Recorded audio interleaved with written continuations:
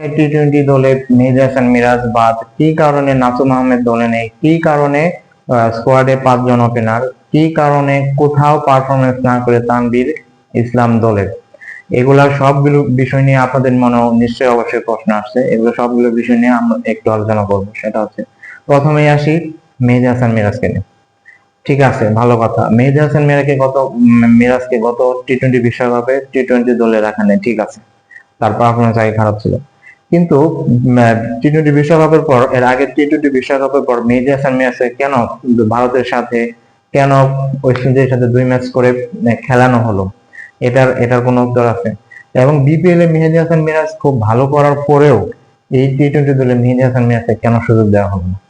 কি কারণে মোহাম্মদ নাইম শেখকে বাদ দেওয়া হলো?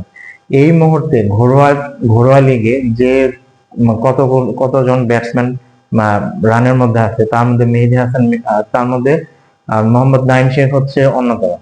তার ব্যাটিং অ্যাভারেজ ভালো, স্ট্রাইক রেট ভালো, সব দিক বিবেচনা করার পরেও কেন মোহাম্মদ নাইম শেখকে নেওয়া হলো না? কেন তানভীর ইসলামকে নেওয়া হলো? তানভীর কোথাও কোনো পারফরমেন্স না করে কেন টি-20 দলে তানভীর ইসলামকে নেওয়া হলো? কি কারণে ওপেনিং দেখে 5 জন ব্যাটসম্যান নেওয়া হলো? কি কারণে বারবার ফেল করা ওপেনারদের নেওয়া হচ্ছে?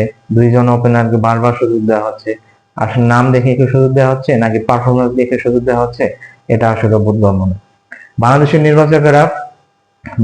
নির্বাচকেরা কোনো কিছু বিবেচনা না করেই এই নান্নুর আগের মতোই অনেক ভুল ডিসিশন নিতেছে, এবং পারফরমেন্স করা প্লেয়ারদের সুযোগ না দিয়ে তারা নাম দেখে বারবার ব্যর্থ হওয়া